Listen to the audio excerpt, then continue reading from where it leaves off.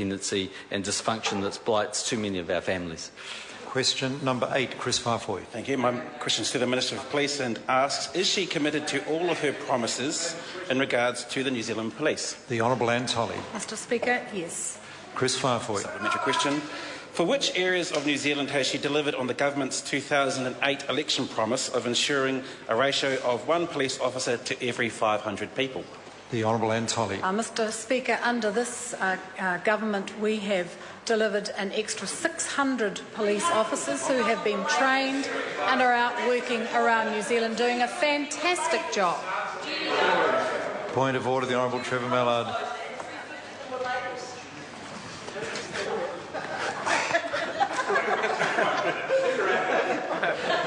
Let me just check, is the honourable member quite finished?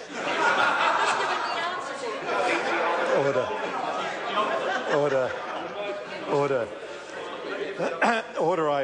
I can understand the point of order being raised because the question actually asked in which regions was the undertaking of 1 police officer for every 500 people or something along those lines, in which regions that been achieved. Now, the Minister gave information but didn't actually answer that question. She may not have that detailed information, which is not her fault. The Honourable Anne Tolley. Mr Speaker, that was no promise of this government. We promised and delivered an extra 600 police across New Zealand.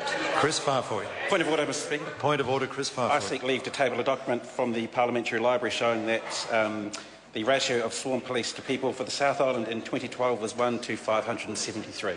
Leave is sought to table that document. Is there any objection? There's no objection. Kris Faafoi. Is she or the police considering the shifting of 200 to 300 constabulary or non-constabulary positions from the South Island to the North Island in the next few years? And if so, what is being considered?